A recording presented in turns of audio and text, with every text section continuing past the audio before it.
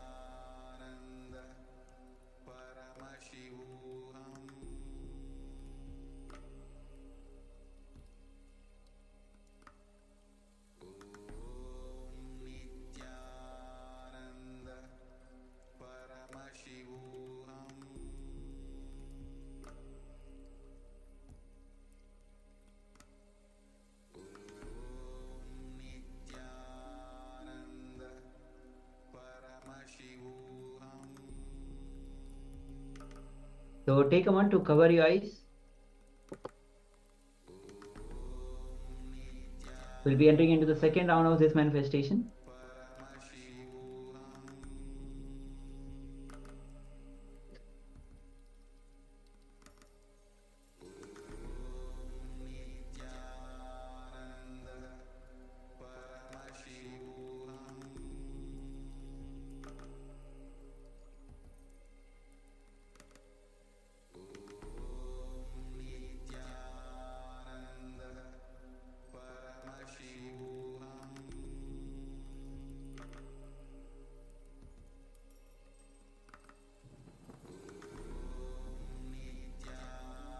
Intensely chant the Mahavakya, Om Nityananda Paramashivoham.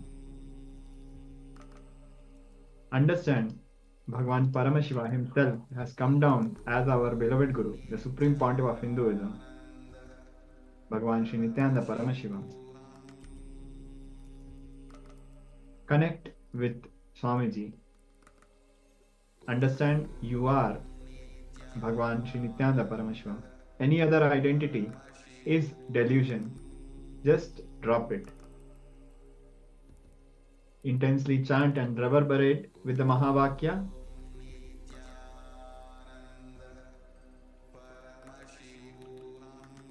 Gently look through your third eye as if you are looking at a flower. Now we'll be projecting the image.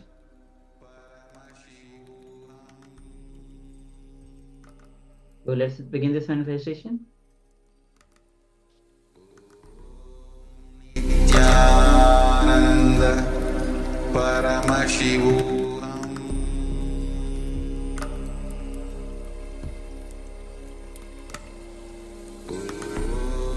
Nityananda Paramashivoham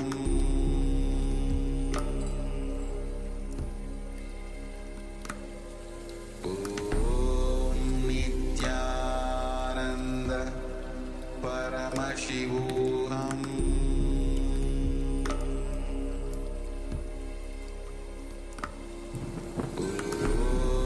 Nityananda Paramashivoham Nityananda Paramashivoham Nityananda Paramashivoham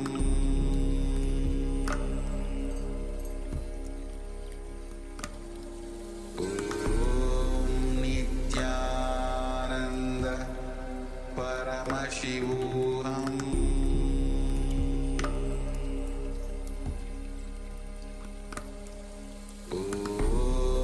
Nityananda Paramashivoham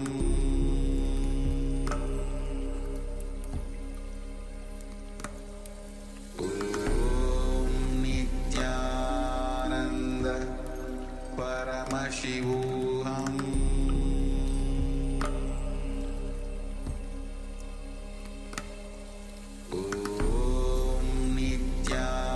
Nityananda Paramashivoham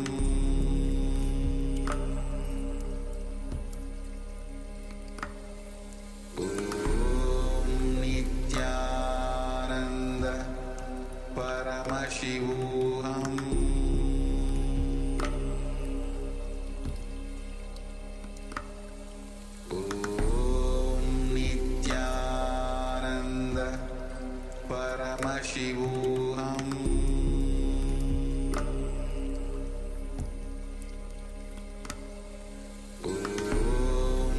Nityananda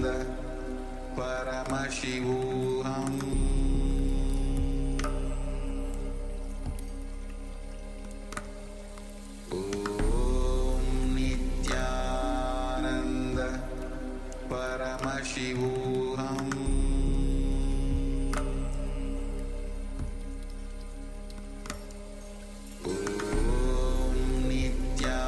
Nityananda Paramashivoham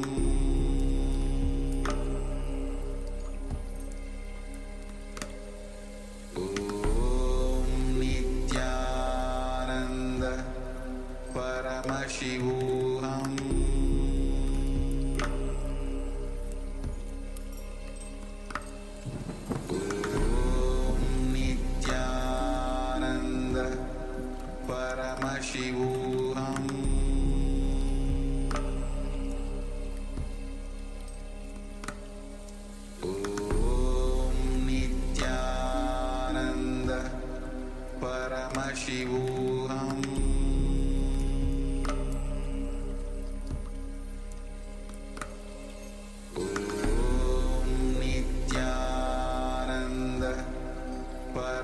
Paramashivoham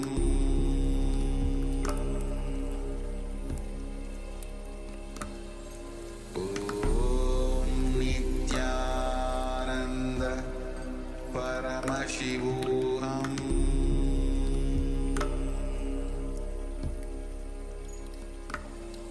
Om Nityananda Paramashivoham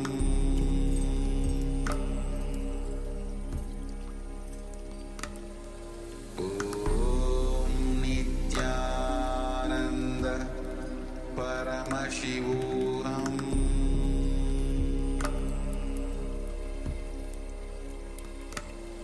Om Nityananda Paramashivoham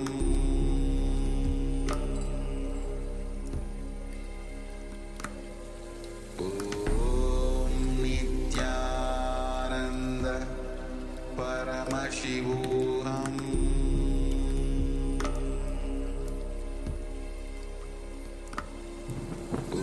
Om Nityananda Paramashivoham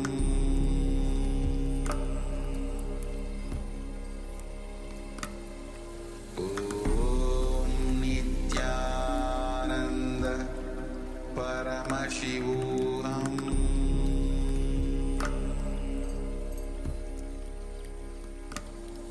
Om Nityananda Paramashivoham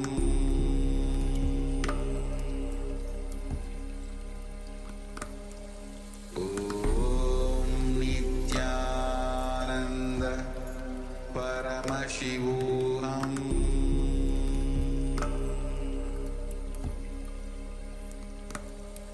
Om Nityananda Paramashivoham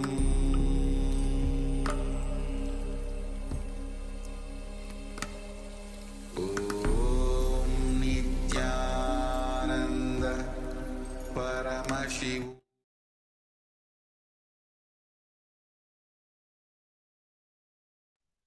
Slowly, very slowly, you can open your eyes. Yes, you can go ahead and open your eyes. And take a moment to share what was revealed to you. Then we'll verify your manifestation.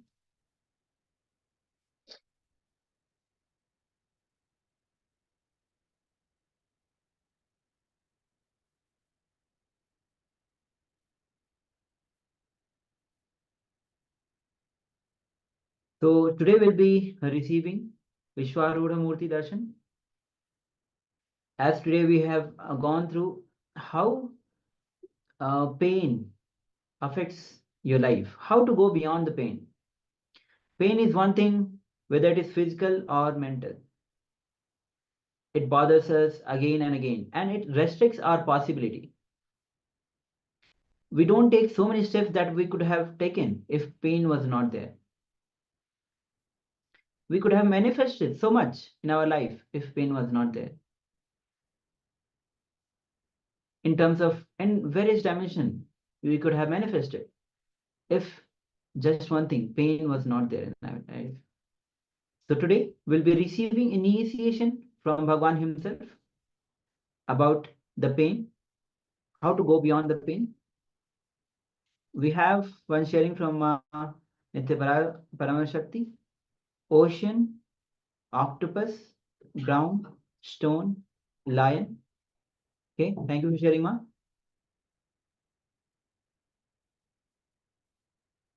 Ma Pauline Wong, Ma Shukrandrinda, Ma Nitya Naresha. Please share. Ma Shukranda shares, I think I have 3 parts to share. I forgot the first part. Second part is that I see vertical curl lines and I felt I was sinking down and water flowing. Okay. Third part is mermaid coming out of water. Okay. So let's verify.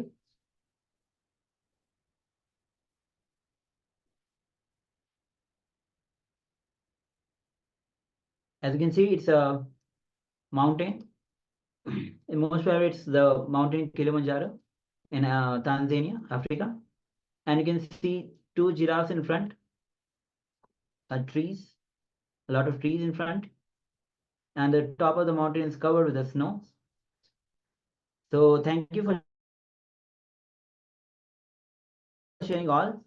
Now the darshan preparation has already started. We'll be transitioning to the darshan preparation. Let's get ready to get the initiation from Bhagwan, how to go beyond the pain.